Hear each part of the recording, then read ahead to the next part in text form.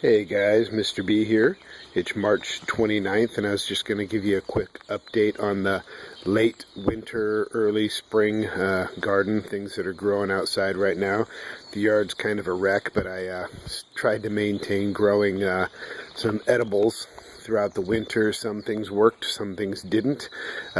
Still experimenting with the whole late season growing stuff. I've always done spring through summer, but trying to get things to happen during the winter have been experimental for me. So here's the collard greens. They're actually doing quite well. I started these in the in my grow room. You guys have seen my grow room if you've watched any of my other videos, but they're doing quite well. They've got some really nice sized leaves on them, so we're going to start harvesting those pretty soon, cooking with them and doing other things with them in smoothies, things like that. We do a lot of things with our greens.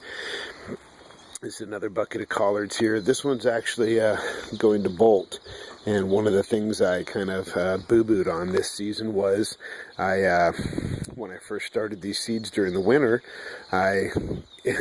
thinking I was doing them a favor, I was running the lights on at night to keep them warm, and then I'd have the lights off during the day. Well, that worked for germinating and for growing them, but once they got out into the garden, I think it kind of gave them a shock.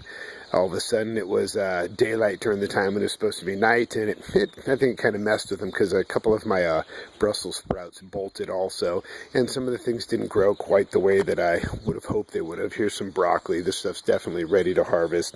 This one's actually getting a little bit past. It's got a couple little blooms on it, but I mean they're perfectly fine to eat just like this. It's neat getting broccoli from the garden. It tastes so different than in the store. It's just so much more pungent and flavorful.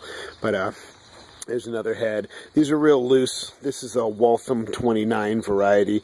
It might be how I grew them, when I grew them, things like that, but they're still very edible. There's one in the back there that's still going to head up.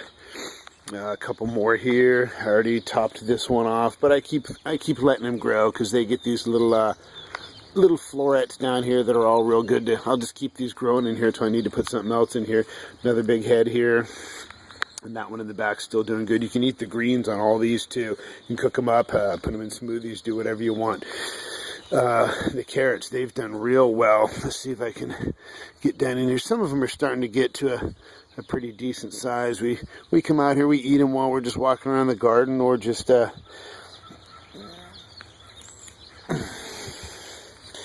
these are, gosh, I'm going to have to go back and look at my other videos or look at my notes. One of these is a nanette, and another one's like a petite. I know one's a petite. I got another barrel over there, but they're actually starting to do pretty good. These are already finger size right now. They're super, super, super tasty, better than anything you'd have in the store. So these are starting to do real well. There's Bo. It's raining out here if you can't tell, and look at him. He's just the outside doggy. Bobo. Woo. What is this? The elephant heart plum. It's starting to pop open and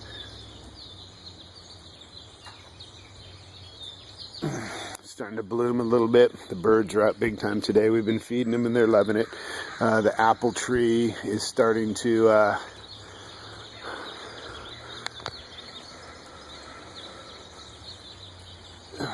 it's starting to blossom also. Sorry about the shakiness.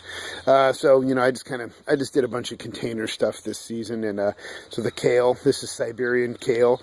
It's in all these buckets along here. It's doing real good. It's getting some nice size leaves. We do a lot of stuff with the kale too. This is the different variety of carrot here. Let's see if I can't pull one of these up and see what these look like. These guys are still a little small, but still really good. We eat them, we give them to the rabbit, but they're just so much sweeter and tastier than what's in the garden. I'm sorry, than what's in the stores. That one's a cabbage.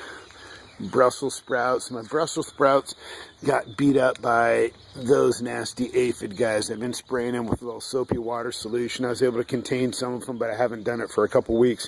But you can see what the Brussels sprouts are starting to do. You can see them all forming in the joints of all these leaves. This plant actually bolted. I cut the top off of the bolt, and the top one's kind of bolting right here, but I still got a whole bunch more. This one didn't bolt. This guy in the center here did not bolt. This one did. You can see it kind of, I cut off the top of it, but it's still forming some little Brussels sprouts. I've never grown them before, so I don't really know what to expect, but you can see them. I don't know if, since it kind of started the bolt, if it'll still produce good ones or not. There's another Brussels sprout. So I actually have 5 of those in here, and I've got them kind of surrounded with golden beets. There's golden beets in between them all, and they're doing pretty decent underneath there.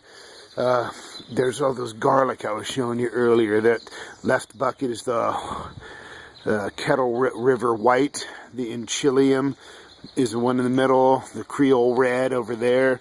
And I got a bunch more down here. There's 5 in each. That's the Enchilium. The Creole, another Creole Red, and another Kettle River White. These just have some strawberries in them. That strawberry's coming back to life. I put some new strawberries in those. Brussels sprout, cabbage. Starting to head up a little bit. Another Brussels sprout and another Brussels sprout. Yeah, my kids are going to love me, huh? Lots of Brussels sprouts, huh? Another Siberian kale, another one here, another little broccoli in the back. Look at this guy. He put up one single floret. Those were all those broccolis and the Brussels sprouts. They were all kind of the whole victim of the what I mentioned before of the grow lights being on during the night instead of during the day. So, you know, live and learn. This is the first time I've done stuff during the winter, and we're seeing what's going on with that. Get that out of my way. So here we got my bucket potatoes this year. I'm deciding to do them in a container this year, and they're already doing real good. This was that Russian banana potato. They're about 4 inches big, about as big as round as about $1 or $1/2. We bought them organic from, I think, Trader Joe's, and we didn't eat them in time, and they started to kind of put out eyes and started to grow, which, you know, your store-bought normal non-organic potatoes will not do because they're sprayed with an inhibitor to keep them from growing. So right there, that sounds kind of nasty. So anyway, so I cut these off. You know, I cut the potatoes into little sections that had the eyes growing on them, and you can tell these are already ready to start covering up again. See, I got about 4 inches of soil underneath them. I planted them, put another 2 or 3 on top of them, and as they grow, I'm just going to continue filling up this tub. And you know, I got another 14 inches to fill up here, so hopefully this will be a nice little way to grow these. And these I actually purchased as organic Yukon Gold potatoes. They're a little bit slower than the Russian bananas. That one finally came up, I'm glad. So I got 6 in each of these, so hopefully that'll be a good harvest. So anyway, guys, that's just a little update on some of the container stuff I got going. I'll do a little update on the raised beds a little later, but thanks for watching. Thanks for subscribing. Leave comments, ask questions, whatever you want. Thanks, guys.